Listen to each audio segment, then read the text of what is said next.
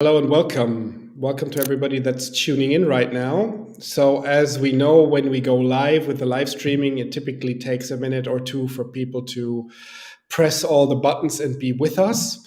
So, I'm going to take the minute that I have to say hello and welcome. This is Science to Data Science, PhDs and postdocs moving to industry or startups. So, this 90-minute webinar/workshop really is for people that are planning their move to a data career, typically while still being in academia. So doing a PhD, being a postdoc, perhaps being a master student, that's the audience. If that is not you, if you've already left academia, but nevertheless would like to start a data career, you're welcome. If you are already in a data career, well, maybe some of the stuff that we're going to present or we will be talking about will be useful for you. Above all, you might want to stay or join today because it's Macarena and I here today. And we are also really here to answer your questions. You can use the chat function wherever you are on YouTube, on LinkedIn. You can use the chat functions to ask us questions at any time. And we will really do our best to either answer the questions back by also using the chat or by picking up those questions and answering them through the live stream. This really is the idea for today. So now that sort of like 60 seconds have lapsed, let me start again and say hello and welcome to everybody that's joined us. So this is Science to Data Science, PhDs and postdocs moving to industry and startups. You will have used some online channel to be with us today. Hello and welcome. We have prepared for you background information. We've been doing this for a long time now. Both of us are in the data field. So we have information that we can share. There's additional stuff that's in our head, so to speak, that we can share. And above all, we are here to actually answer your questions. Okay, let me dive in. So I want to dive in by simply showing you 10 examples. And I'm showing you 10 examples of people that have different backgrounds, different names, and you can also guess, so to speak, from different nationalities, perhaps. So some of those people are in the health and life sciences, some are in physics, some are in mathematics, some are in engineering, some are in some social science. So whatever disciplines you're coming from, what brings these people together that have a data career is that they're data literate, that they're highly numerate and then also data literate. So that's the real qualification in the background, not your specific academic discipline. The other thing is, if you look at this list, is you will have 6 women and 4 men. This is also to say that particularly Macarena and I are also here to say that, data careers for all genders. The tech industry itself is often highly gendered. So there is like an 80-20 men to women ratio typically. It's getting a bit better. But we know that data career can work for everybody. And we're also here to answer questions around how do I deal with the gender imbalance that is typically still there. And we are showing you 6 women and 4 men, just simply to make the point this is for everybody. If you go and look at the name, you will also see people, you will see some names from Europe, you'll see some names that belong to the Americas, some names that belong to East Asia, some names that belong to the Southeast Asian region. So wherever you are in the world, as you probably know, a data career is possible. Okay, and with that, actually, I would like to introduce you to Macarena. Hello and welcome, Macarena, who will now say a few words introducing herself, her background, and starting actually a data career after completing a PhD, working as a postdoc at a Max Planck Institute in Germany, and then making the switch. Macarena, over to you. Hello, Chris. Hello, everybody. Thanks for being here today in this workshop. Well, about myself, I can say I'm a biologist by training. I studied biology in Argentina and also did my PhD there, and then came to Germany with an Alexander von Humboldt Fellowship. I spent a couple of years in south of Germany and then moved to Berlin, also to work in research at the Max Planck Institute for Infection Biology. While I was still working in research, I started programming in R and using some bioinformatic tools because, of course, now we have the technology to have tons of information about, for example, one single cell. So I thought that as a biologist, that was really important to learn how to do that. And at the same time, I started thinking that stay longer in academia. Was not that I didn't enjoy that, but probably many of you are also going through this. I realized that there were not so many opportunities for a fixed position there. It was really hard to get one.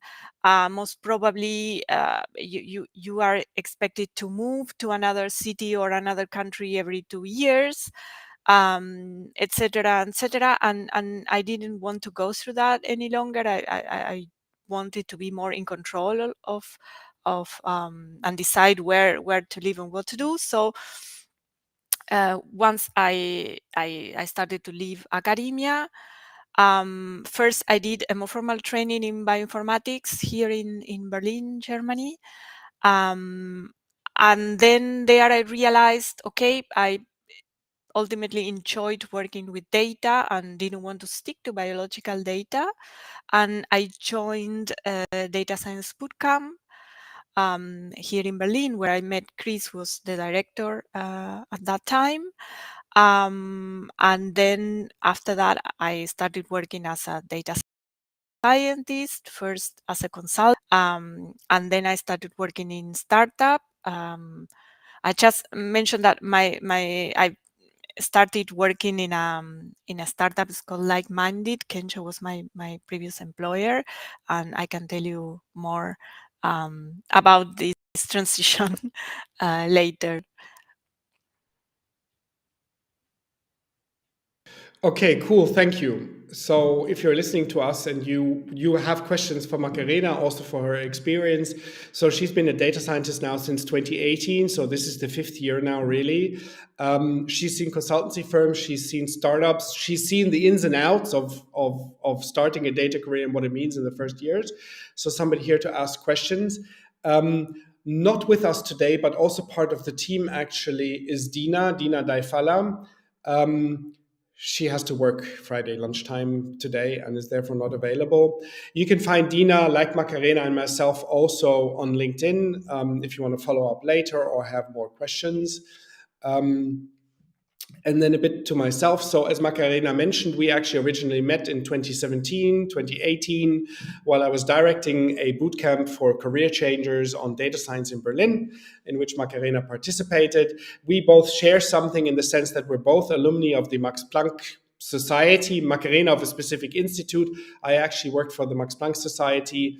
And my background is different in that I come originally out of the social sciences and innovation research, also with a background in statistics, which was my route into it. And I conducted large-scale data, what today would be called data analytics, back then was just called log file analysis, while working for the Max Planck Society. Okay, moving on. Why are we here? So why are we holding this webinar? Why are we at the end of the day going to encourage you to really think about a data career and start one? It's got to do with this quote by somebody called Jean-François Garnier, who's also been in the field for a long time and who has over the years researched data careers, the amount of practitioner available globally, and so on. And in a nutshell, he has this idea that the field is so wide open that it is up to the individuals, that the individuals have the opportunity, and if they persistently improve both their technical and their business skills, it's like takes you 4 years to become a senior or even 5 years to become a lead. Okay. And this is it. And I think this is still true. And this is still true over the next 10 to 15 years, that data careers are wide open. And that if you find out that this is for you, then some some determination to make it work is not all that it takes, but is a large part of what it takes to have a successful career and do something perhaps you really like, and make a difference in the career that you have. So this is why we're doing this. Okay, what are you getting today? Apart from the fact, quick reminder, please let us have your questions. Any and all questions related to data careers are permitted. We will do our best to answer that. But what are you getting? So you're getting, so to speak, a quick intro into what it means to start a data career. Then we're going to actually enable you to look at it more systematically by presenting like a roadmap that we know people have tried successfully, that numerous people have tried successfully. So a 6 to 9 months roadmap to get from A to B, A being where you are today in academia, and B being, having started your data career, working in a company on full-time employment. That's really what we're talking about. Yeah.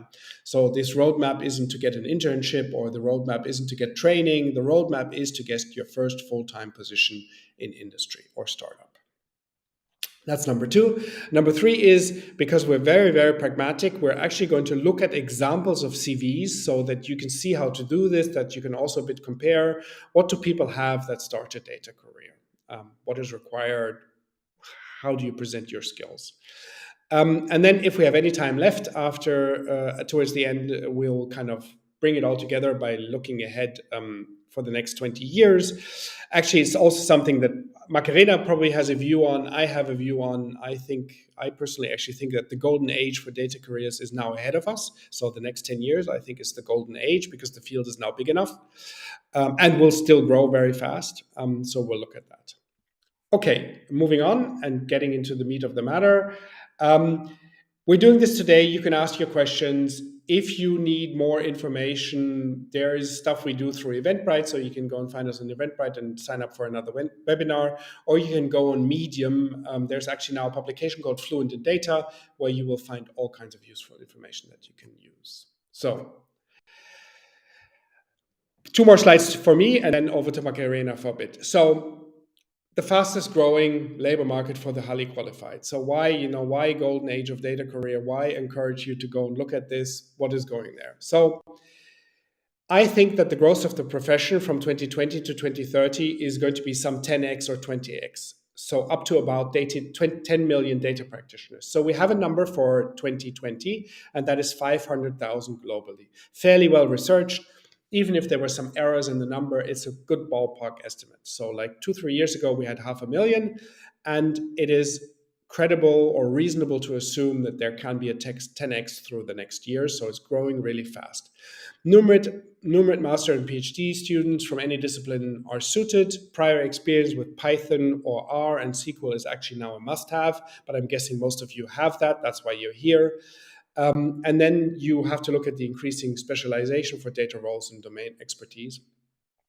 And as I mentioned earlier, so Macarena and I have been around for a while. We have the track record through the AI Guild and other things of successfully helping people to start their data career. So that's there. And because I mentioned the numbers for 2020, here are the numbers for 2020 from Jean-François Gagné, just for you to look at. So he came up with a total of 477,000, of which less than 1% was working in research. Okay, so 99%. A couple of years ago, were already working in industry and startups, kind of productionizing data analytics and machine learning. On to the next one, and then Macarena. Switching to a data career. I know you did this after you'd been postdoc as a while, so Yes. Maybe you can talk a bit about how it was for you, and then also actually how you see it today. Well, yes. I think it's today Dina is not with us, but she's an example of someone who switched careers immediately after finishing her PhD. And I'm an example of, let's say, the opposite. I spent several years in academia as a postdoc, and then I switched. So both are possible. However, as the slide says, switch as soon as possible if you already want to do that. If you already know that that's something you want to do, just do it. Start planning to do that, and I think that would be my wise advice, if any. But nevertheless, it's still possible to do it afterwards, but once you really have the idea to do it, just do it. I would go one step, one previous step. Let's say, first of all, I would advise everyone to really see or think about whether data career is something they would really like, because of course I also have colleagues from the biomedical field who also left academia but are not data practitioners. They are, for example, in pharma industry and so on. So there are many other options. So I would first of all advise everyone to just make sure that that's something, going into a data career is something that you really want or would like to do with your life. So talk to people who are already doing it. Ask them, what do you do every day? How is it at work? What are the skills that you need? What do you actually do? And then decide whether that's right for you or not. If it's right, then start your plan for the transition as soon as possible, because it takes time. Okay.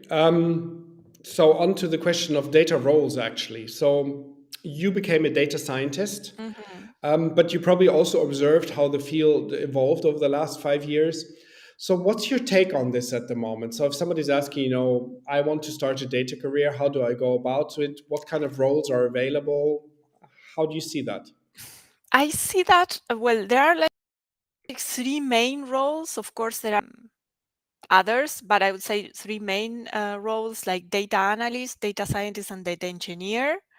Of course, you have also ML engineer and some variations. But let's take those three.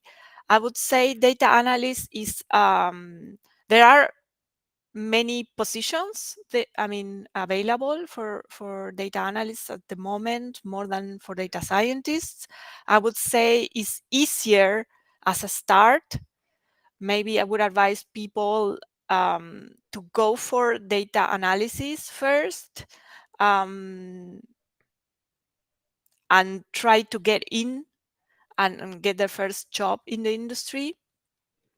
There is also, nevertheless, it's worth mentioning that there is an overlap whilst you are actually working. For example, I work as a data scientist, but there is an overlap also. I mean, sometimes I'm also doing data analysis and sometimes a little bit of data engineer. It really depends on the work environment you are in. Um, I would say data engineers are very much on demand at the moment. So if you want to take that path, a data engineer will be the person more or less in charge of the data pipeline or data processes, or how to harmonize the data processes. While data scientists, for example, um, depend or benefit, let's say, from good data engineers who put everything in place so we get the right data in the right way, and then are able to deploy it also in the right way. So I know that for some professions that may not be so straightforward, but if you're interested in that, look at that, because they are very, very much in demand. That would be a little bit my advice. Like, start as a data analyst. For data analyst, you probably need have knowledge about a BI tool, uh, of course, statistics and so on, visualizations, and you also have to give presentations to, for example, to C-level or other colleagues or other departments, people who are not so much into statistics or data. That's also part of the job, and also try to understand product cycle and the product you are working with. I would say mostly. Some are also required to have some knowledge of Python or R or some language programming. That would be definitely an advantage for a data analyst. While a data scientist is more, the job is more work on predictive models, while programming, let's say, and deploy them so put it into production, so they add some value to your product or business. Macarena, so you spoke now about the data analyst and the data scientist. I'm guessing the third major role that you were thinking of is ML engineer? Probably that would be, I was a little bit more specific. There is, I guess, some Okay. overlap with data engineer, and some Okay. ML engineers are also, it depends on the job description, are also required to do some research, for example, to develop some to work with the latest AI development or deep learning development in Understood. general. That's but there is an overlap, and sometimes the name, you have to really read the description in for the job title, Oh, I would say, okay. Yes. Okay. because they Thank are you. very So, open. yes, indeed. So I want to turn this around and say we have quite a lot of people watching today. So, data analyst, data scientist, data engineer, ML engineer, have you thought about this? Do you have questions? Do you want to perhaps query the distinction between those roles? Or you want to say, I have, X month or years of Python, or I don't have SQL. What does that mean? So this is to encourage you to please use the chat function and send some questions across that we can pick up, because we actually know that the more questions we get, the more interactive you make this, the better the event will come and the more you will get out of this. So please, let's have your questions. Quick reminder here. Thank you. So we've talked about data roles, analyst, scientist, engineer. What is it?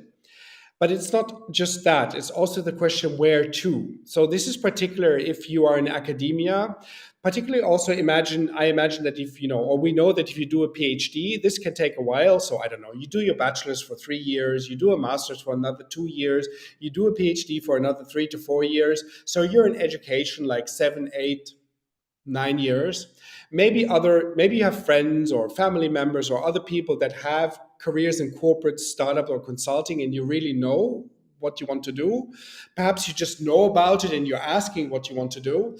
So this is an important question in terms of where to, right?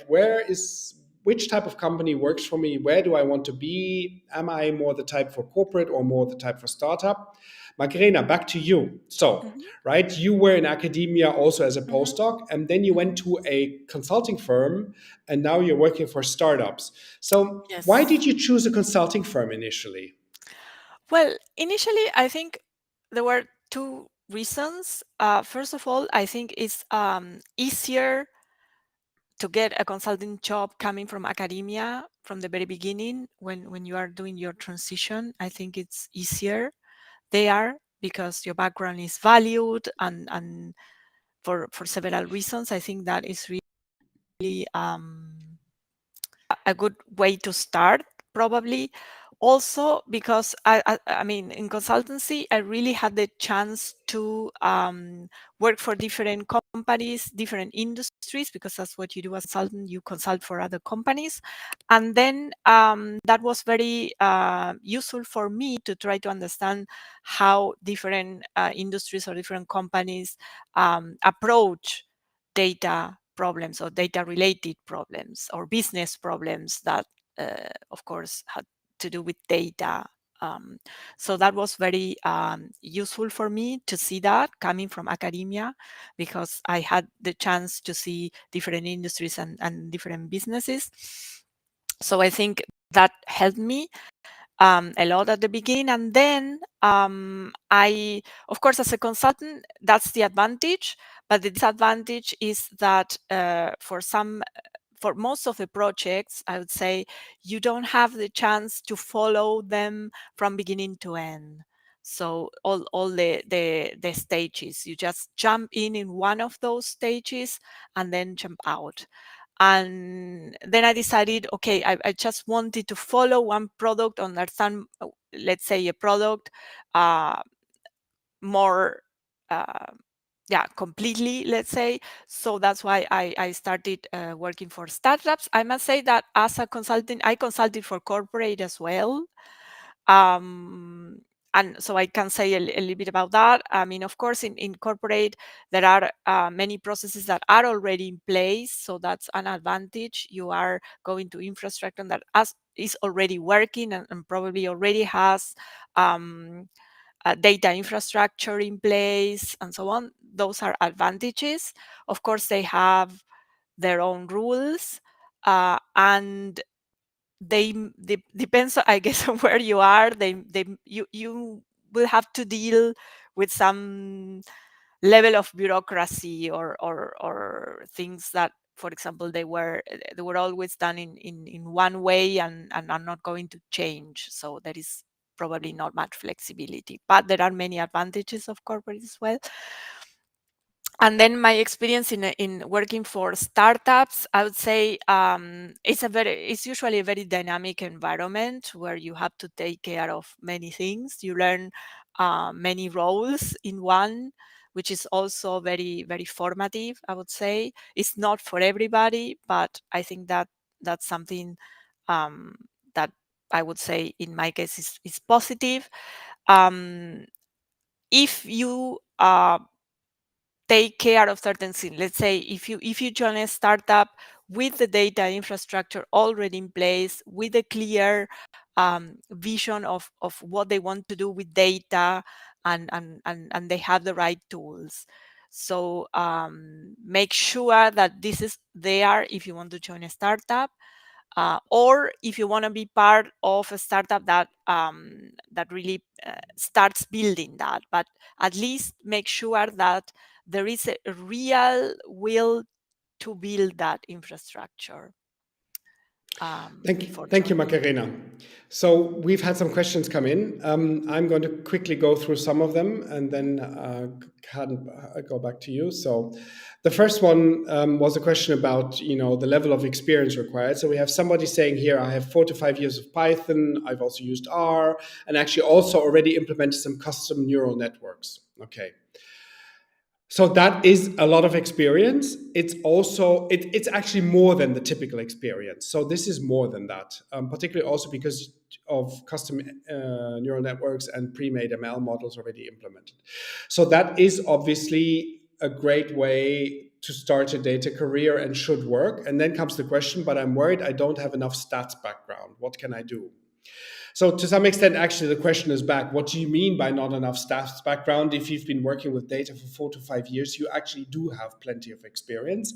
That you now don't have a statistics PhD, okay, but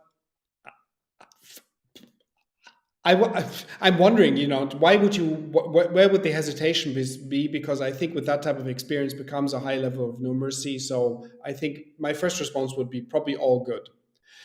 But if you would like to elaborate, please elaborate. Second one, this is about the examples of job adverts. We actually we don't discuss job adverts during the webinar here. We'll discuss rather the CV, but we can say something about this because of course we see them regularly. Actually, I also have advertised for roles, and the nuanced requirements.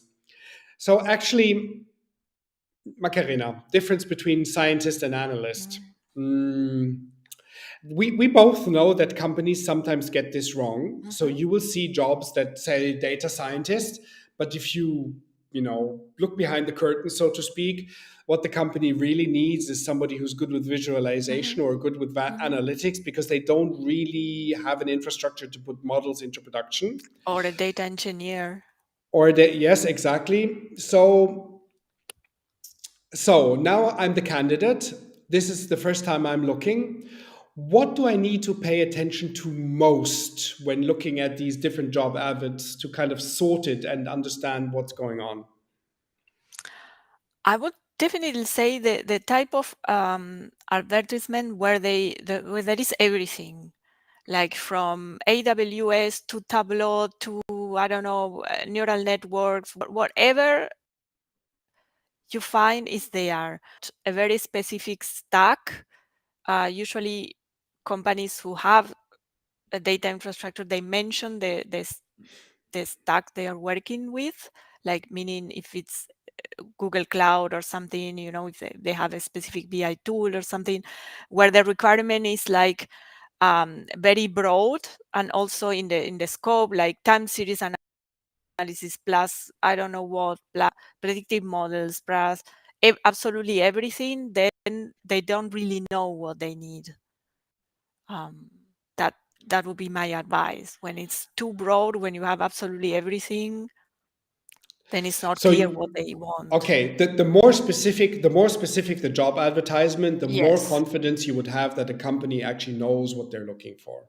Yeah, even Yeah. if it's Yeah. not very detailed in terms of maybe infrastructure, but they have a clear statement on what they want, like Yes. or the data that they have, also that we have this type of data and we want to do this and this. I would pay attention Okay. to that at least. Okay, I'll pick on the next one because this is a question of specialization and specialization to an industry or industrial application. And is this a plus or and stand out or not? Yeah, this type of specialization, not just in a role, but also in an industry. So I'm showing you also a slide that says which industry to give you an idea that if you don't, so two things. One is we do know that master and PhD students sometimes struggle with selecting the industry. Sometimes it's for people it's easy or obvious because I don't know, they're in biology and health and they know they want to be in the life science industry. But another example would be an astronomer, say, and a radio astronomer, where it's not so obvious. And then also simply moving from academia to industry means there are new choices. So and this is the thing, it's actually important. It's important for you to find out which industry you want to be part of, because with the industry comes domain knowledge, right? So it does make a difference whether you're working in the energy industry or you're in finance or you're in automotive. And to make sense of your data, you also need to understand what type of data they have, and then the data will be different and the meaning of the data will be different. So at the end of the day, to have a successful data career, you will need to marry your technical competence with domain expertise. So this is there. And then I would like to answer this question here by Alvin James by sort of saying yes. So really being clear on which industry you want to be a part of, and perhaps even having a professional mission really helps you to stand out.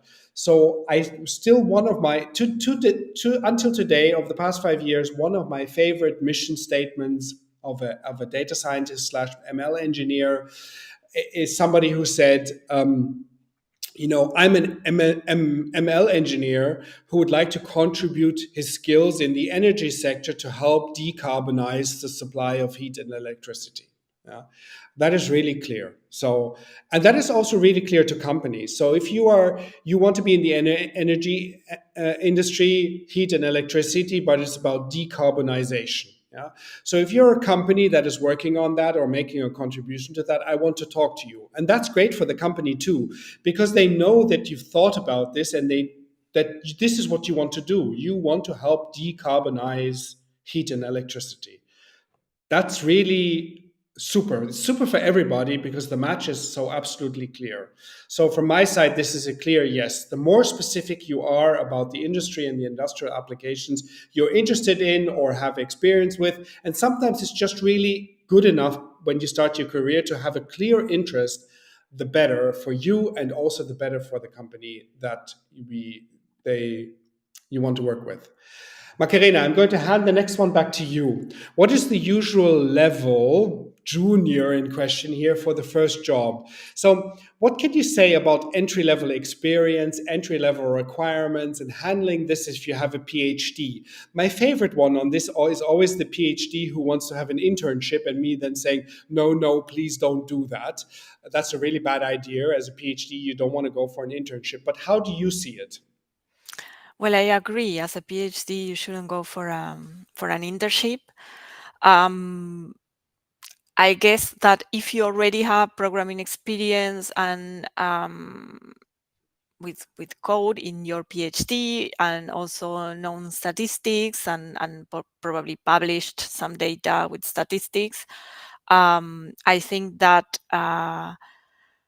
what you need to do is try to rewrite your CV in a way that the companies, or at least the hiring managers could understand. That would be my advice. Um, yes, I think that that's what would I do. I don't know how many years of experience would you need with programming. I mean, if you're PhD, that's already at least 3 years of experience, right?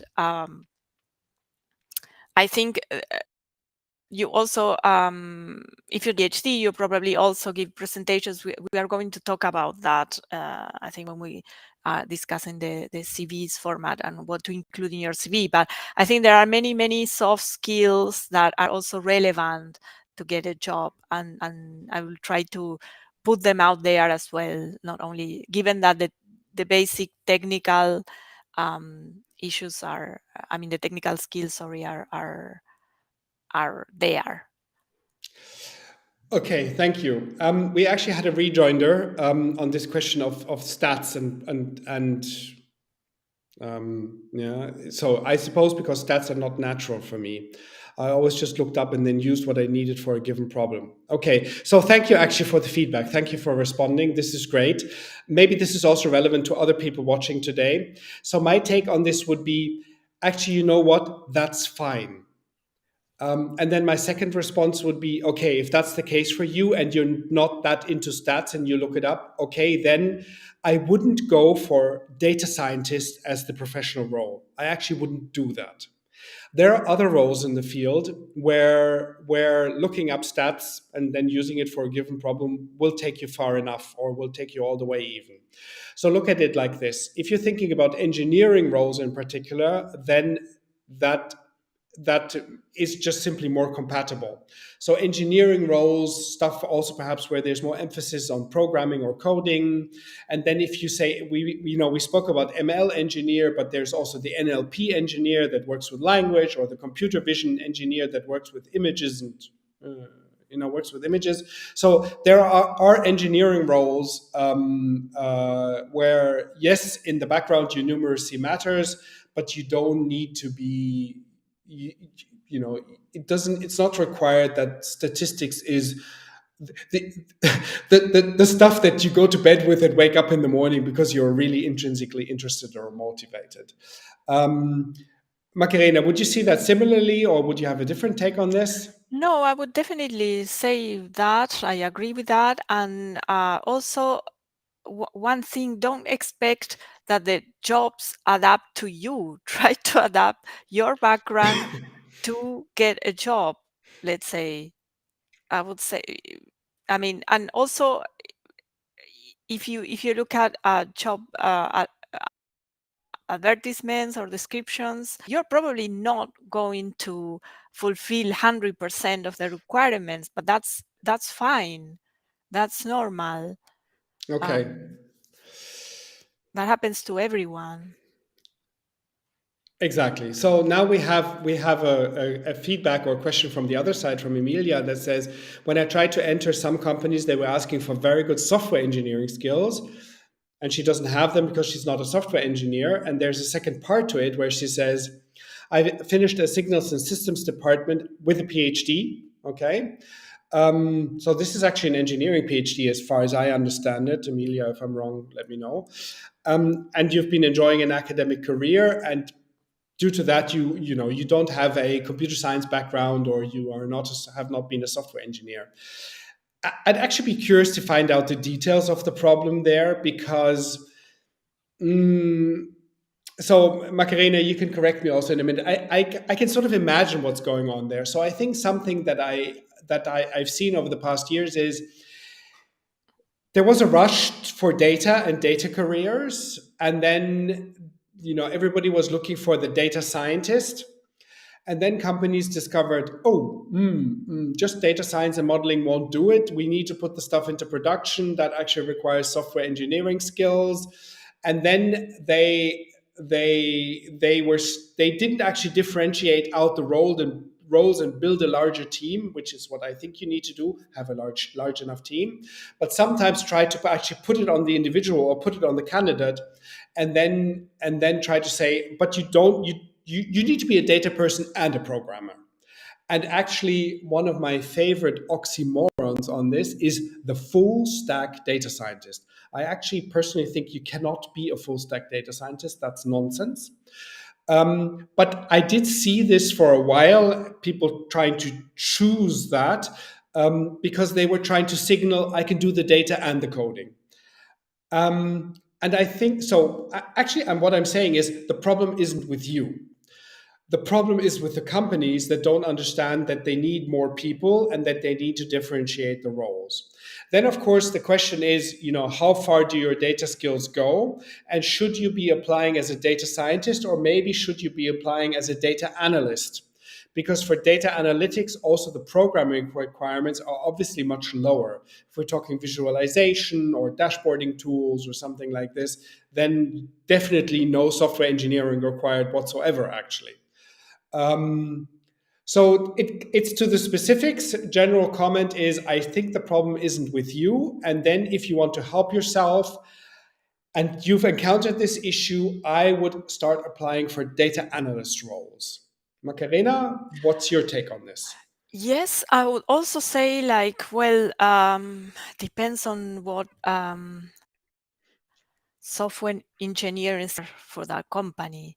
I mean, for sure, as a data scientist, you probably do have some software engineering skills when you work in teams with other engineers in terms of how do they expect your code to be delivered.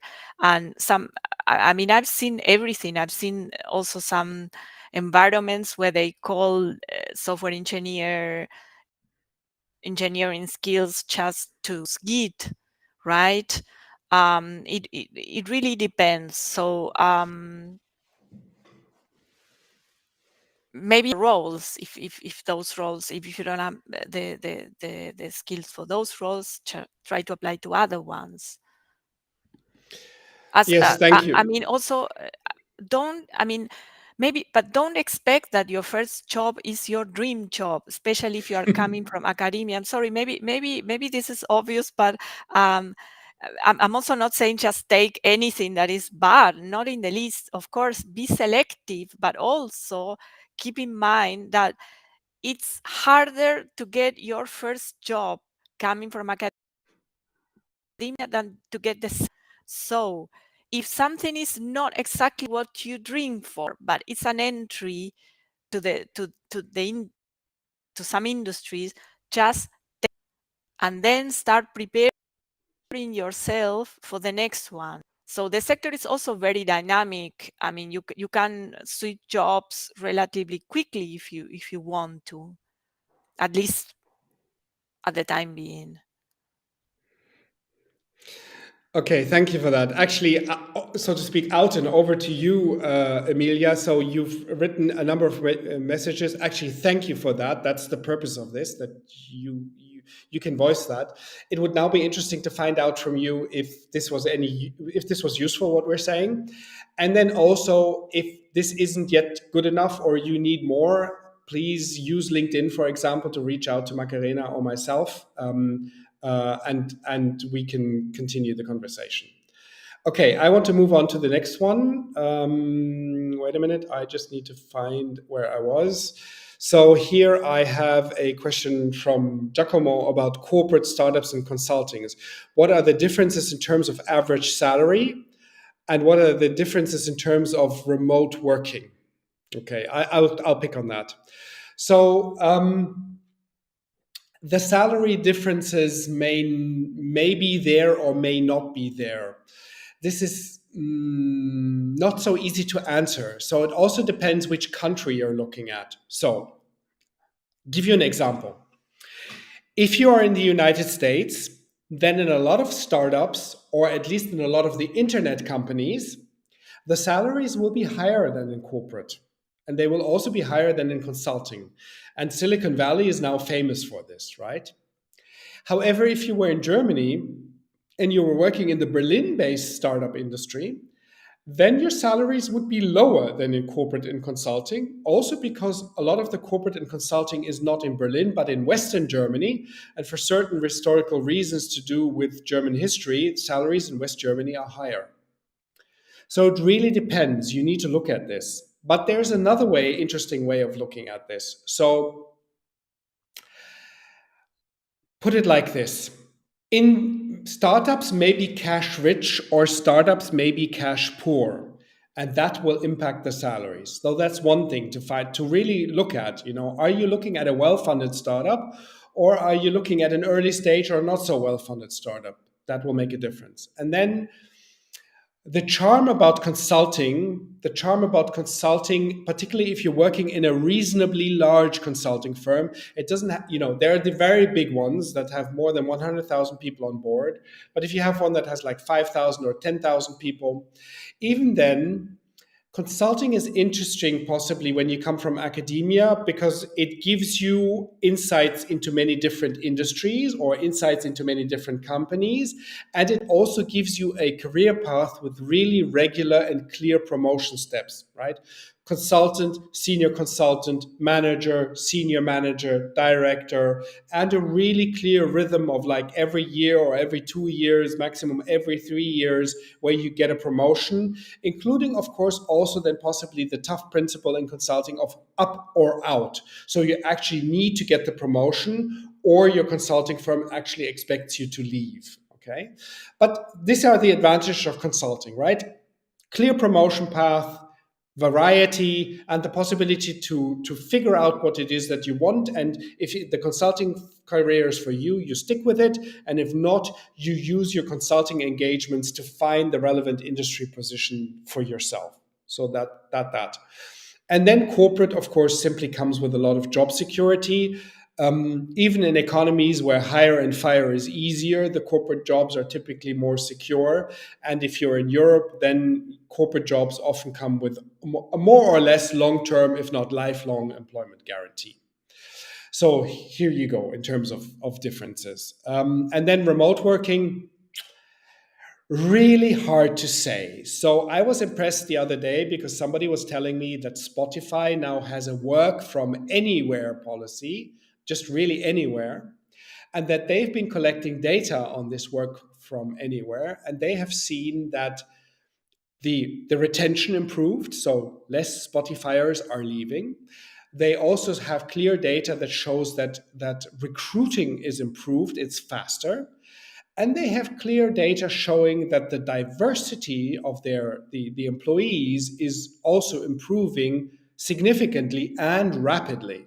Yeah. So diversity would be diversity of more women now working for Spotify, or actually also more mothers working for Spotify, or just simply more diversity in terms of nationalities or where people are, or languages that they have, and so on, local markets they know about. So really also improving diversity. And then you have to find out for each company individually. There are now corporates, I know in Germany, corporates that say you can work 30 days a year from anywhere. There are consulting firms that have gotten rid of the work in the office requirement, but the client may require you to do it. So there isn't a clear answer to, except you need to check. And there seems to be some data, at least from Spotify, which is of course only n equals 1, that says work from anywhere has clear benefits.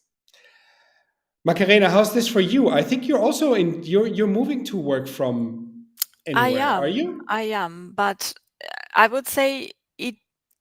I agree with you in the sense that it really depends on the company. You should really ask for that, or of the policies, or search for advertisement. This is if that's something that you want, go for the companies that clearly say that in the advertisement, or ask at the very the very early stages of your application process, for example. And I really think it's very diverse. I mean, in terms of policies, like you said, some, for example, mobility companies that are not startups anymore, that are all around Europe. You can, for example, work from everywhere where there is a headquarters, let's say, in Europe, and it's the same for any team. But it really depends on the company. So just try to find out for yourself. Cool. So we have more questions or feedback coming in. So this is Piyush, who's finished his PhD and he's been applying. And there's a second part to this. So he has 3 years of Python experience and some portfolio, and he is actually getting interviews and in an interview process. And then he says, I feel I'm not getting enough interviews as I expected, since I've applied more than, for more than 50 plus jobs. So let me phrase it like this. You're querying the fact that less than 5% of your applications actually lead to an interview process being opened. I think this is the number that we're looking at. So if you had 100 applications, you would maybe have like 4 or 5. So, you're hovering on 5% or something like this. Is this a problem? What's the situation? How patient do you need to be? And so on. Okay. I have a take on this. So it comes in two parts. So one, I do want to reiterate my best guess is that there will be a 10x over the next 10 years in terms of data jobs, and lots more opportunities will open up. But there's a second part to this. And at the entry level, in the sense of the first job, competition has become a lot tougher. And this is because there are now much, much more talents than there were 5 years ago. And the growth of talent at the moment actually outstrips company demand. So this is true, actually. This is real. And therefore, I would like to say that your 5% interview quota is actually good. 10% I would consider exceptional, but 5% I would consider good. And it would only be problematic to my mind if it goes towards 1% or 0. Then your strategy isn't working. But 5% I think actually is good, and 10% would be exceptional. And why is talent at the moment outstripping demand? You know this actually yourself, okay? So like 5 years ago when I went around Max Planck Institutes and I asked, what's your prior experience? And I asked for MATLAB, all hands went up. I asked for Python, half the hands went up. You would do this now, all the hands would go up for Python. And it's not just that. People not only do their PhDs or master thesis using Python, they build their portfolio, they do side projects, they implement neural networks. There are online learning platforms. They've been on Udacity, they've been on Coursera, they've done in-person training. So this is the thing. Lots of younger people individually precisely see the opportunity and have done everything to be ready. And now they're meeting HR departments and companies and just a world that is still not nearly as data literate as they are individually. That's what I think is going on. So there is a great supply of talent, and there is not that much. The demand is not commensurate at the moment. I think it will grow again, but it's not really commensurate at the moment. Also because companies, again, nothing to do with you at all, also because companies have discovered that they actually have a quality and experience problem. So they're doing things and it's not working.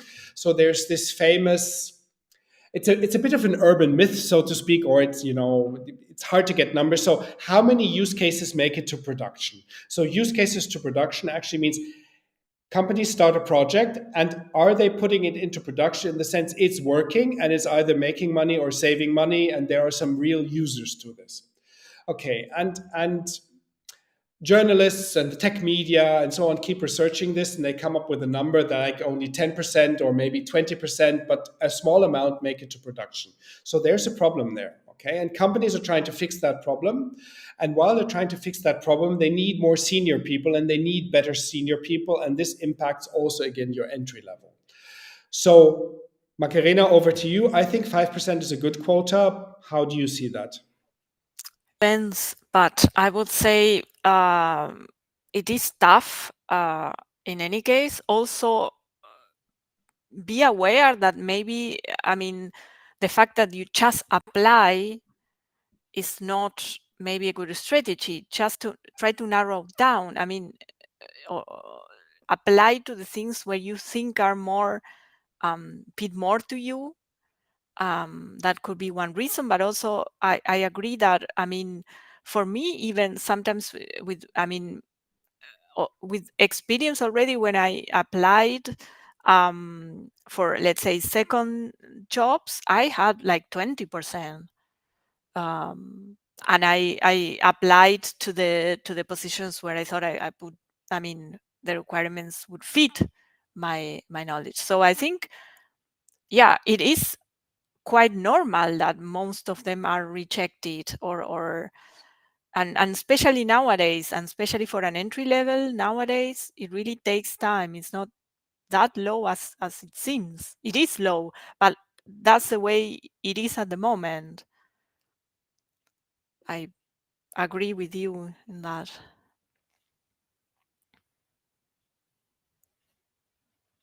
Okay, thank you for that. I was on the side trying to answer some questions. Um, uh, and going back to the stream actually of questions. So we have a lot of questions. We're going to do our best to get round to each and every one. And then I am at least also going to start trying to answer some more in the chat to get more done. Okay, I wanted to go back and start from actually here, and use that to move us forward. So there was a question coming in. Can you help me form a roadmap for a non-tech PhD with no language knowledge to get their first job in data? I want to use that to move us forward to the second section of today. So the roadmap to getting hired. I will take this on and just simply show you 4 steps that you need to go through. And in doing so, also address this question. If you come from a non-tech PhD and no language knowledge, I guess means no Python coding language knowledge. That's how I interpret this, to get a first job in data. Okay, so doing this relatively quickly. So from what we see, here's what you need to do in 4 simple steps. You need to have an exploratory phase in which you make a yes/no decision. So you need to look at it. It can be 3 days or 30 days. It's no longer than 30 days.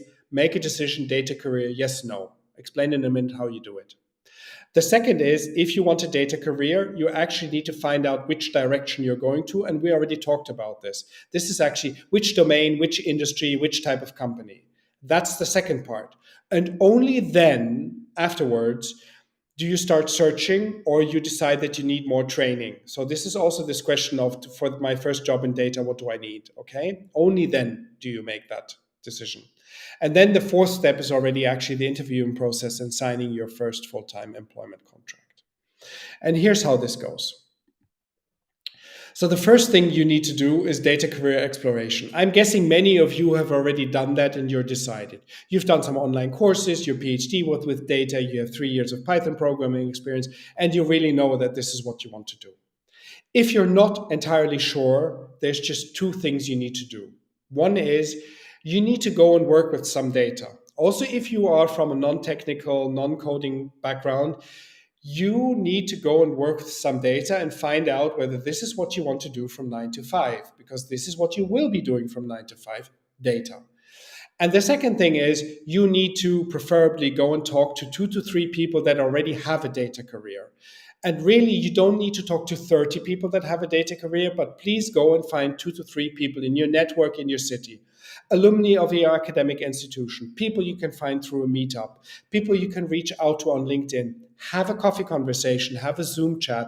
30 minutes is enough, but talk to 2 to 3 people, prepare your side of the conversation, and ask them what their job is like, what their daily life is like, and use those 2 things to make a decision, yes or no. And only if your answer is yes, I want a data career, do you go and do the second part. And this is this domain choice business. So it's hard sometimes if you come out of an academic discipline that has no obvious counterpart in the economic world, no obvious counterpart in terms of industry. But there are things that you can do that help you. So you can go and find market. I already showed you one. You can go and find market maps. You can find market maps of an industry. You can find market maps of data startup, market maps of AI startup. And the point of these market maps is, we'll show you also more later, is that they give you an idea what's out there, where companies are active, how the market is organized, what key categories are. And of course, you have like top level, right? Finance and automotive and energy and pharma and so on. But you also have other ways. So stuff around AI that is more actually around building data infrastructure and data engineering, or stuff that is around neural networks, or stuff that is around natural language processing, NLP. Okay. And I can't answer all of that for you now, but you can do this type of research in a weekend. Okay, a weekend at your desk is good enough to get an overview of the market and to already understand the 10 things you don't want to do and be left with a long list of maybe 10 things that are a possible option. And do this first, because then also asking yourself kind of what role am I there? Am I a data analyst or a data scientist? Do I immediately start searching or do I need more training? So here's the thing. You are a Python user, okay? And you've been using pandas and numpys. But if I now ask you scikit-learn, and your answer is scikit-learn, yeah, I know what that is. I've looked at it. I've maybe used it once. Okay, then at this point, if you are not familiar with scikit-learn and other stuff that comes after that, you are probably not going to get a job nailed as a data scientist where machine learning and knowledge, practical experience with scikit-learn is required. So you need to make a decision whether you're going to be a data analyst where this is not required, or you're going to do a more training and have that scikit-learn. Yeah, this is an example. It's also not cut in stone. You can be a data scientist with little scikit, but you get the idea, okay? You look at what you've got, you look at the job advertisements, and you make a decision of whether you search or you want more training. And by the way, Macarena can contradict me in a minute. At the end of the day, I have a clear piece of advice on this. If you're in doubt, start searching. Don't go for more training. You need really good reasons to go for more training, and it's better to start searching.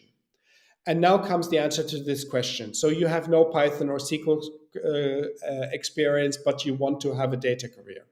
So here the answer at the moment is there you have two options. So actually you do need some training. You do need to do some courses. And the important part is if you want to start, you need to do some analytics training. So you need some SQL. You should look at Tableau or Power BI as tools that are very widespread in industry, and you need to understand how to use them. And there's two ways in which you can do this. You can do the training now, or you can join an industry in another role, for example, as a project manager. And while you're already working as a project manager for a company, on the side, start learning your analytics stuff, Tableau, Power BI, SQL, how to handle tables, three other things. So you still have a choice. But you will not at the moment be able to get a data job, to my mind, not get a job. It is extremely unlikely, to my mind, that you get a data job without any technical skills. Macarena, your take on this? No, I completely agree. I've seen people like, for example, with masters in English literature having or getting, let's say, data analyst role, but after at least 1.5 years of training themselves and learning SQL and Tableau and some basic pandas or Python for data analysis. I've seen that it is possible, but you need training for that. It's not going to happen otherwise. And of course, that comes the question whether you are able to do it while you are working a full-time job. I mean, there are ways to do that without spending a lot of money at all, but it takes time, definitely. Thank you for that. So the final point on this is when you are then in your search process and you're interviewing, I have two things that I want you to look at. So the first is in the search process, please understand only a third of the jobs typically are filled through recruiting, only a third. The other third are actually filled through site entrances. This is by somebody referring somebody that they know internally. So if you are really searching for that entry-level job or also your second position, you need to reach out. Maybe you already have a network of people that work in data roles, or if you don't, there are places you can go through to actually, preferably in person, locally where you are, to find other people that already have a data career and talk with them about whether the company is hiring, what they're looking for, would they be willing to look at your CV, and so on and so on, because you want to use those side entrances. So 1/3 is through recruiting, 1/3 is through referrals, and another third is actually filled by recruiters. At the entry level, it's not that much. It's more, so to speak, the mid and the senior and so on, that recruiting firms are involved, but that is also the case. So what I'm saying is you need to be proactive about this. And then the second point is that that through the interview process, so you will have, depends, different companies, different systems, but likely you have like a screening phone call followed by some sort of technical interview or technical challenge, followed by more on-site or Zoom interview with some hiring manager or so on, maybe even a fourth or a fifth round. And as you go through this, the initial one is relatively easy, so you do need to prepare for the first one, but they basically want to check that what you've written is correct and it's interesting to put the technical challenge in front of you. Then you need to solve that. And then comes the important part where you get to the point where will you get an offer or not. And I think there's kind of like 2-3 things to be said for that. First is, a really great way to prepare for those final round interviews is actually to figure out what questions you have for the company. Because the quality of your questions will show the company whether you really want the job and whether you've understood what they're doing and what they're offering, or you have interesting questions to ask. So preparing your own questions as a first step is really important.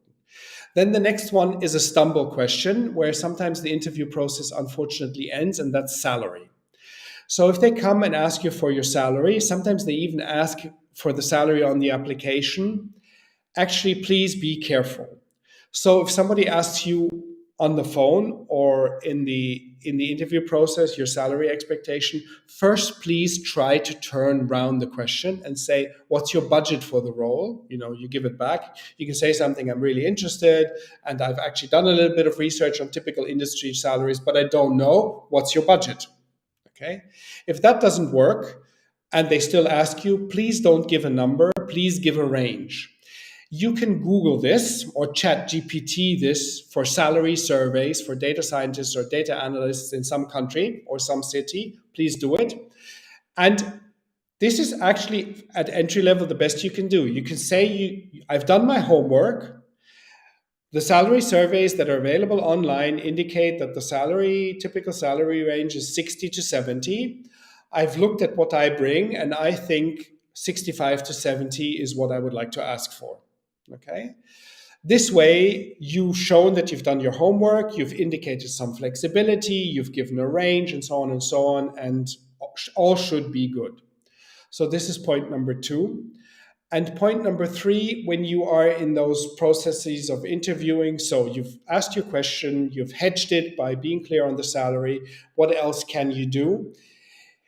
You can actually impress them by understanding what the typical use cases are that the company or the industry is facing, so that you are kind of like in the know, and leave an impression or leave a lasting impression by being more than, I don't know exactly how to put this, so I'll be blunt about it, by being more than the nerd looking for a technical role, but by showing some sort of understanding for the business or the industry. We'll come back to this in a minute with the CV, because on the CV, your transferable or business skills are actually really important. So those 3 things.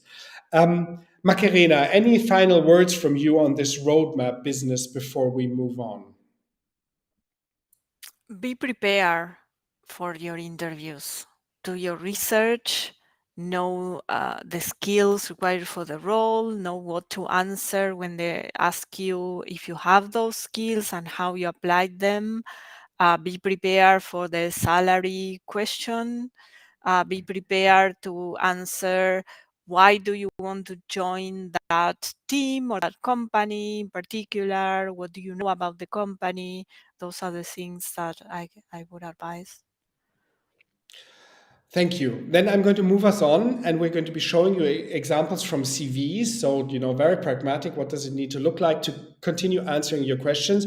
So the first one here is about AWS, but just before we go there, let me introduce it. So you need an industry-ready CV. And I spoke about this just to reiterate. So you made a decision and you're searching. And this is it. You should do your CV before you do any training. The CV is the first thing that you do, and your LinkedIn profile needs to align with your CV. They don't need to be identical, but they need to say the same thing. And your industry-ready CV really has four components. One is really important technical skills. The technical skills is what gets you past the no. Please remember, recruiting is about getting 100 applications, 200 applications, and saying no to 90% of the candidates right away. That's recruiting. So you need to get past the no. The technical skills, well presented technical skills, is what gets you past the no into the let's talk to them pile. The other part that then makes you stand out is if you are clear on your business or organization skills or transferable skills. We'll look at examples. Please don't confuse this with a list of your soft skills. No, it's not a list of your soft skills. It's showing practically things that you have done that are relevant and giving examples. That's number two. Number three is you all have data experience. Probably all of you or nearly all of you have data experience, and that data experience needs to show. Your academic data experience is data experience, okay? And academic data experience is much more valuable than capstone projects on online platforms. Somebody may be offended now if I'm really this clear about it, but this is it. Most companies understand that wrestling and wrangling with data in a PhD project with the stakeholders, the supervisors, the peer reviewers, and everything that you need to do is similar enough to life in a company where you also have stakeholders and managers and other people that are not data literate. And so this really counts. Data experience in academia is super valuable, and you need to make sure that you show just how valuable it's been for you. And number four is, we also already touched on that, the more focused your search, the more clear on what you are. I'm a machine learning engineer looking to help decarbonize the supply of heat and electricity, the better. The more a company can say, oh, gee, we want to talk to you. This is really, she's got what we're looking for. We want somebody like that, okay? So some sort of professional mission statement. And by the way, while you're doing that, if you're from academia, you are not a researcher. You are not a PhD. You are not a postdoc. In your profile statement, it says, I'm a data analyst, I'm a data scientist, I'm a data engineer, because this is how you want to be evaluated.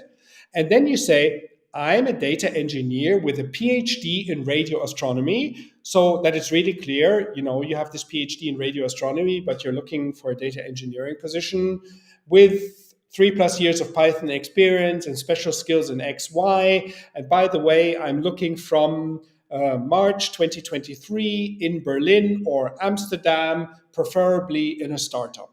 Okay, why like this? Because if you're clear on this, right, this is the role, this is the place I'm looking for, this is the type of company I am, this is I'm interested in, this is the special skills I bring, then a company that's looking for that immediately knows that you're the right person, okay, to talk to. It doesn't yet get you the job offer literally, but it goes a long way. So the sharper your profile statement, the better. Okay, now we're going to start showing you examples to look at while answering your question. First one, and then maybe we just take turns. I'll do the first one, Macarena, you do the second one, and so we continue. In many areas in academia, AWS is not used, but AWS experience is asked for in most of the jobs. Okay, what's the best way to catch up with this? This is from Evelina. Yes. Sorry, there is free online training in AWS. Yes. If you type on Google AWS training, you will see all the free courses. Maybe that would be a good start at least. Yes. So I have 3 comments on this. So the first one is, most companies are at the moment trying to move to some form of cloud deployment and making a decision between AWS, Azure, or Google Cloud. And then most companies are not really there. They're not really proficient users. But here's something interesting.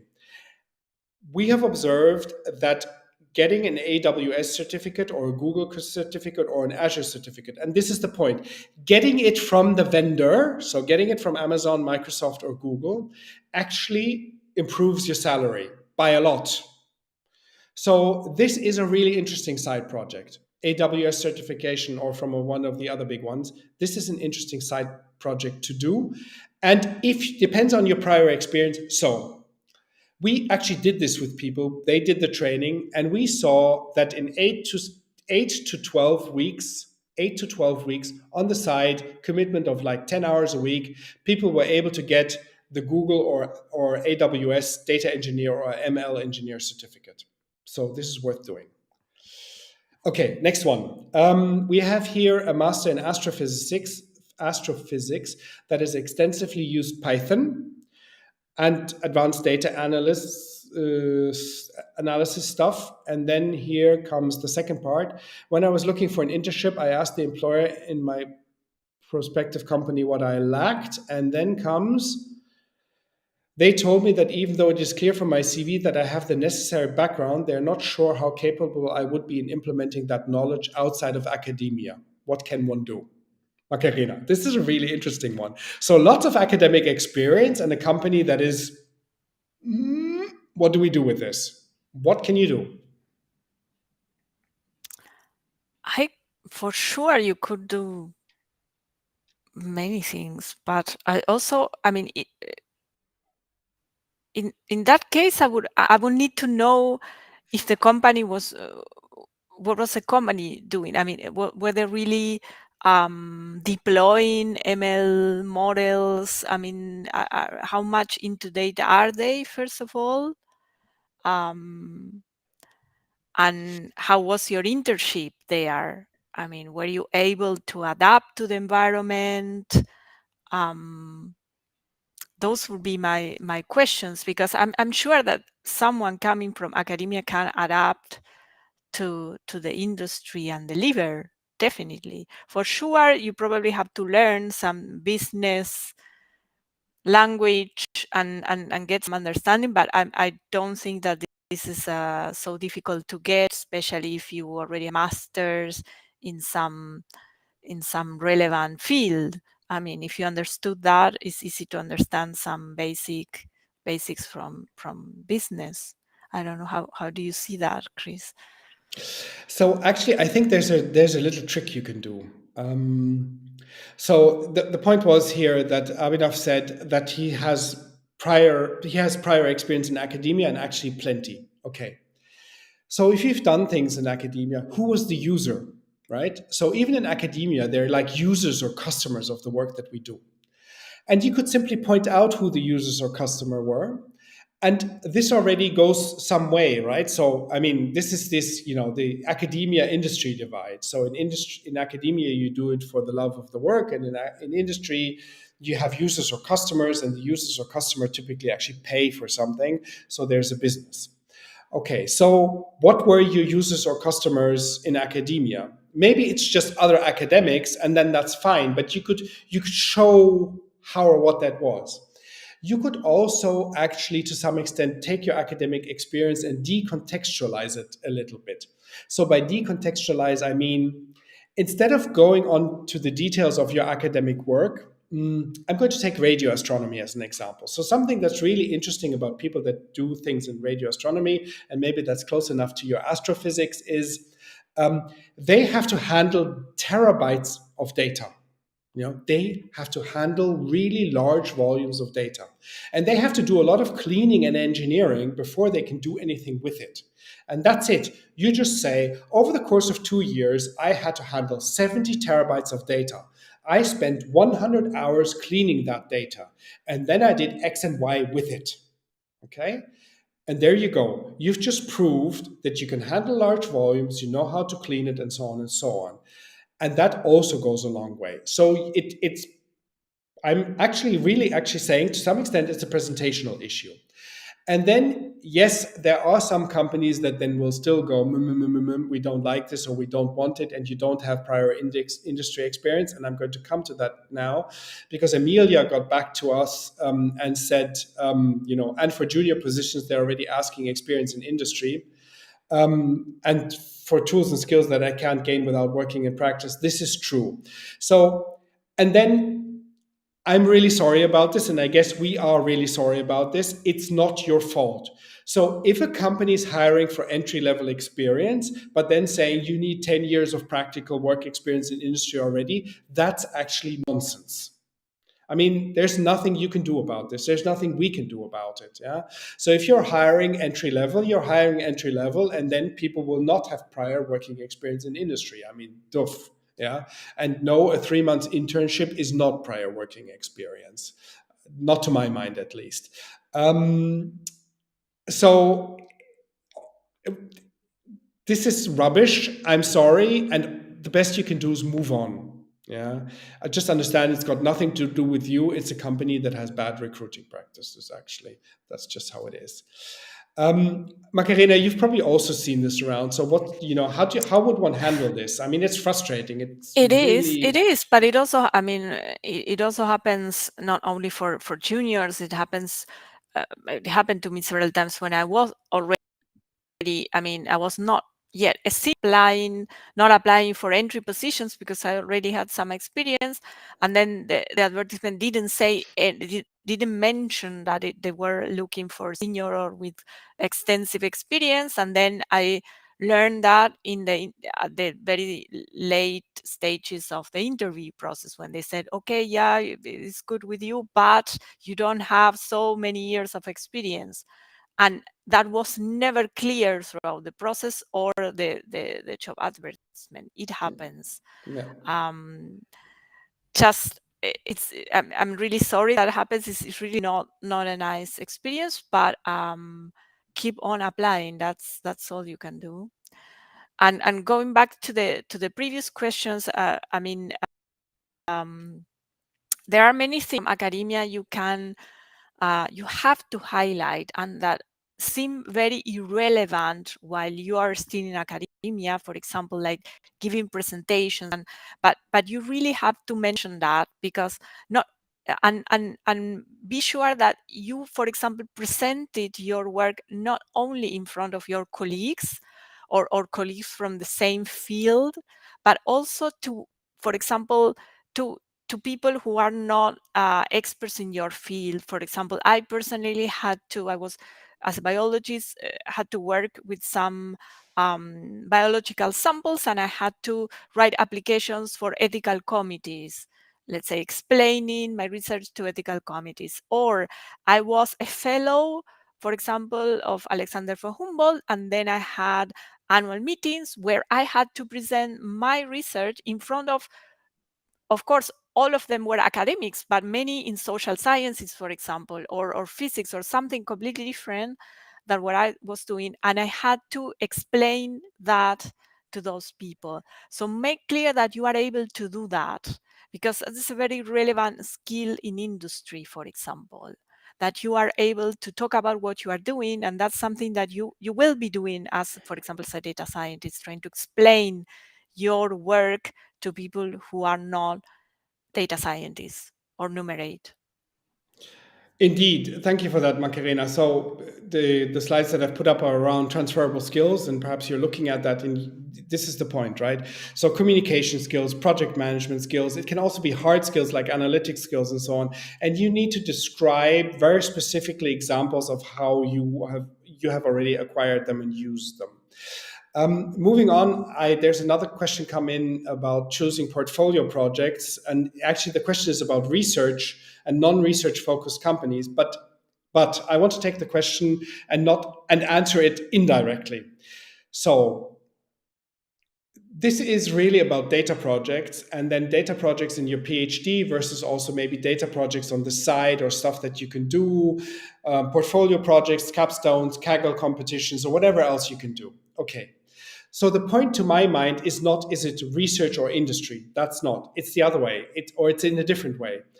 The really interesting thing is, if you are practicing and building a portfolio, is to keep choosing data from the same domain.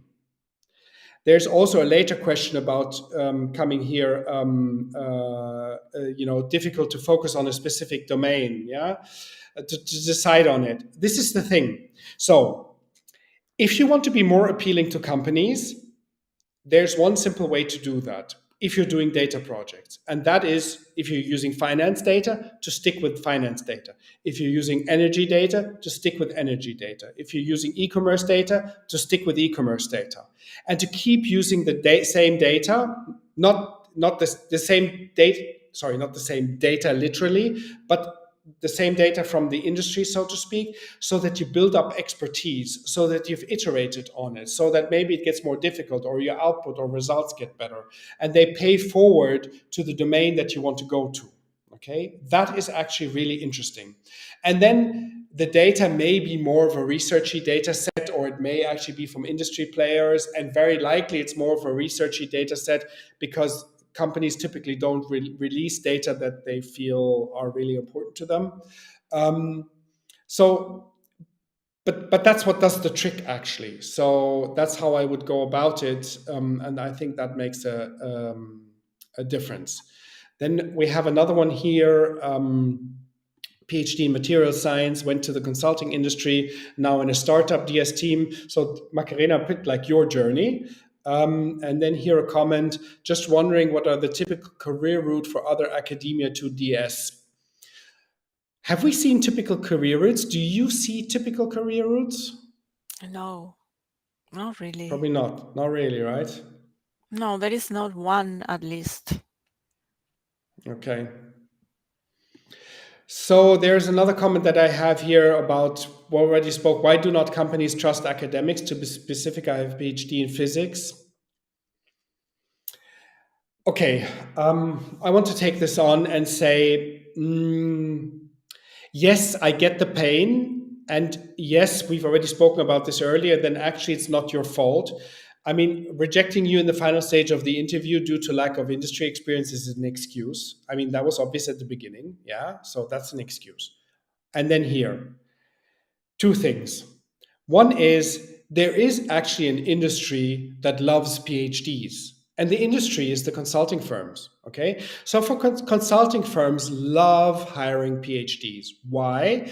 Because their customers, yeah, the clients of the consulting firms typically consider PhDs fresh and super smart and flexible and really with fresh domain expertise and three other things. So consulting firms actually do love PhDs generally.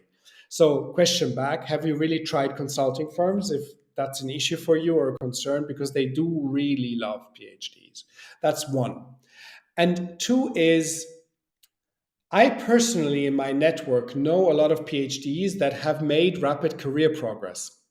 And they have always made rapid career progress if they've kind of stepped to the side.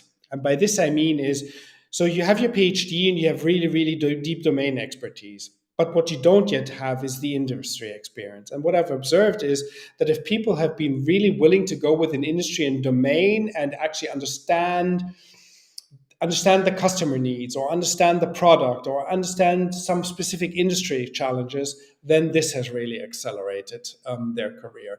So these are the two things that I see. Macarena, do you see more? Well, I think that, yeah, I agree with you. I think that if you're coming from a PhD or your PhD or from an academic background, it's not that difficult to get the extra knowledge you need from business field. It's really not that complicated. But of course, it's something you don't have previously, but it's not. It goes faster. It accelerates everything. And then I also think that, yeah, I mean, many companies, well, they don't know what a PhD is. They don't know about academia, and that's the way it is. I mean, why they don't like it? Because they don't know it. They don't know what it is, what we do in academia. It's a very, I mean, the academia is it's a bubble. I mean, we only realize when we are out. Once we are in a bubble, all our friends and colleagues and most of, I mean, it comes from academia, so we think everybody knows what we are doing, and the truth is nobody knows what we are doing. So unfortunately, that's the way it is, and it's up to us to make that extra step and explain what we did in the terms a hiring manager could understand what we did and make it work for us, not against us. That's how I see it. Thank you. I have a couple more questions here, so to speak, about background and keywords. So somebody here with a computer science PhD asking, what job opportunities are for me. Then I have somebody here, Victor, with a background in mathematical epidemiology and blockchain. Okay, blockchain is not data science, but now interested in business and finance. Do I have more here? Here I have somebody with agriculture from India and now moved to the UK. I don't know exactly how to transition. Okay, agri-tech companies are not many enough. Okay, so what if I'm in a domain that is really small? Okay, I'll try and answer, and then maybe Macarena, you can chip in too. So, if you have a computer science background, I think that's your keyword. I have yes, a exactly. PhD in So the computer science. PhD computer science is already the key word. And then if you ask me, I think a lot of companies at the moment need people that can deal with design, architecture, setup, the system, making things work, putting the components together so that actually the intended output is achieved. Use case in production, for example.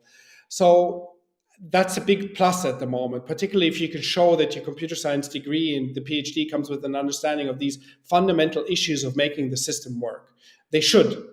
And here on the mathematical epidemiology and also on the agriculture. So sometimes you need to look at what you've got and then understand how you can apply it to somewhere else. And then, for example, mathematics to business and finance, then you focus on the mathematics. And if it's epidemiology, this must have been statistics, and this must have been some really interesting statistical data and actually use cases that in finance are different, of course, because it's finance, but relatable somehow.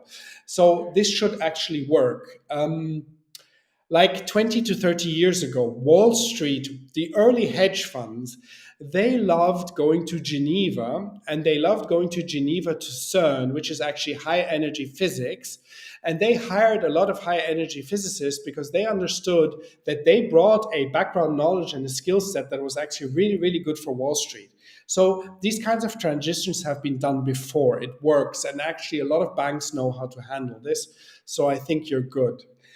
And if you're in agriculture, then I have no expertise in agriculture whatsoever. But there must be things that are suitable or that can go to other things. So, off the top of my head, crop disease, spreads of crop disease, and then if you think it must be relatable to health. Actually, we just had the keyword of epidemiology. It must be relatable to other issues around this. So it should be possible with a background in agriculture, health, pharma, food. Or something, or a problem that you solved with your skills. Doesn't Yes. have to be necessarily domain specific, but something you say, okay, I had this type of problem. We tried to solve this problem in my job and I did this and that. Something like Yes. that could be transferable. Yes. Exactly. Okay, I'm continuing here with showing things. Well, we were here. So we have a set of more questions. So we are over time at the moment, but I think we can keep going for about another 5 minutes. So this is a question about resources or other suggestions. Is there stuff we can? So if people are looking for better or smarter ways to find the most interesting job offers, Macarena, what would you do at the moment? To find, I think LinkedIn is a good it's a good way. There are other portals like Indeed, for example, but for Indeed, you really have to add a specific location to get job advertisements. Yes, also Google is always good for that. But I think LinkedIn mostly works. Yeah. LinkedIn, yes, I can also think of Glassdoor or Mhm. Indeed. And then I actually have one other tip, so to speak. So we've spoken a lot about domain today, and I've also, for example, emphasized do your data projects in the same domain. So finance data, finance data, finance data. And then, you can also be proactive. And I'm actually going to use this to wrap us up today by showing you some market maps or stuff that you can use to kind of draw up your own list. Okay. Draw up your own list of like 2 to 3 industries that you're interested in, and then draw up a list of like 10 companies that you actually want to contact proactively. Okay, here's how you can go about that. So first of all, you're looking at a slide at the moment that says, choose your industry, and opens up an X and a Y axis that really actually tells you in which domains there's a lot of investment in data and the returns are also high. And of course, unsurprisingly, it's kind of like finance and media. Then in the health and pharmaceutical area, the investment is also high, but the returns are not so high. And then there are areas that you don't want to go to. So I'm a great fan of public service. I'm also a public service advocate. But the truth of the matter is, working for government at the moment or working for public institutions as a first or second data role isn't interesting. Too many struggles, too little investment, unclear roadmaps, and so on. So you want to choose domains that are moving forward at least, or perhaps moving forward fast. Okay. And then, how do I find them? So I mentioned earlier as a notion, use your search engine or use ChatGPT and ask it for market maps. Ask it for market maps of the top AI startups in 2021.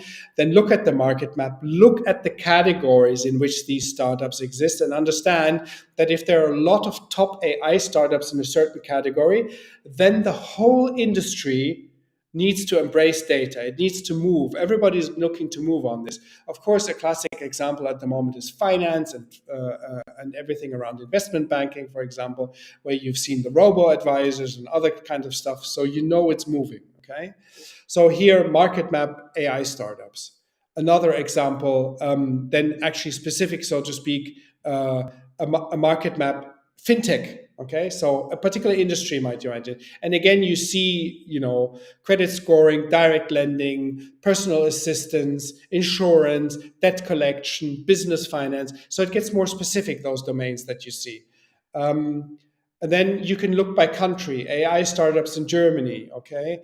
You can look at a market map for AI infrastructure companies. So you need to come up with certain kinds of keywords and then ask yourself, is there a market map? Has somebody already done the homework for me? Can I look at this?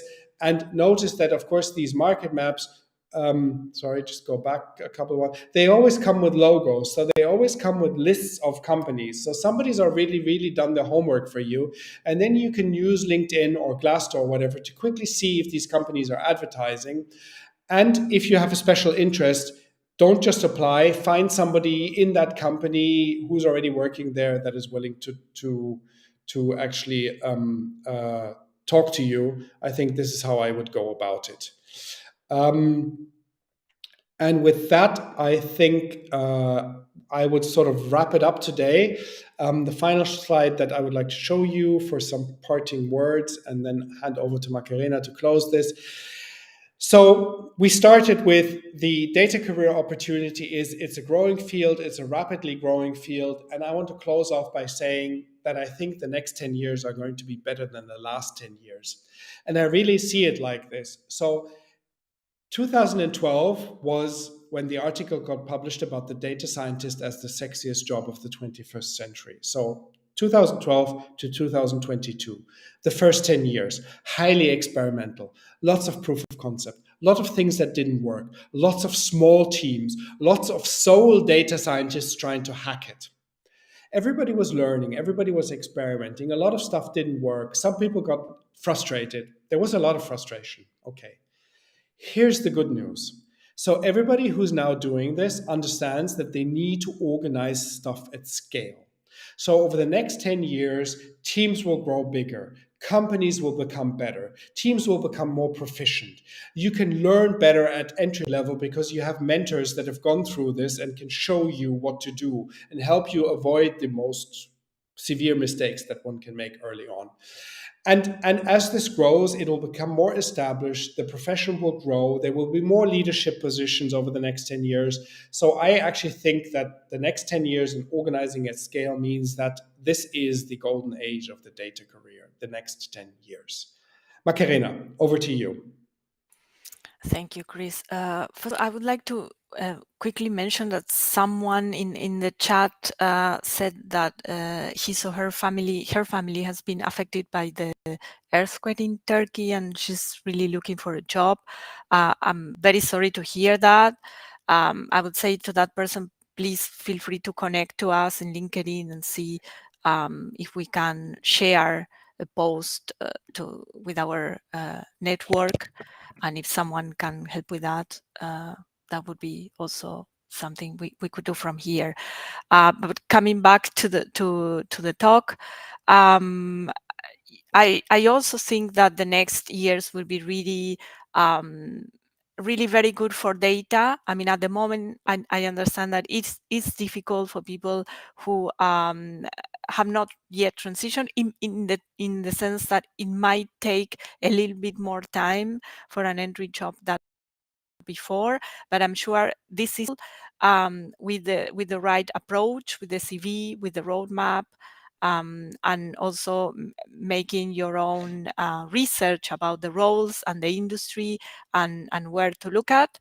And I also think that data would be, because it is already extremely relevant in our daily life. So I think that data roles will be more and more relevant in the future, in spite of the automatization.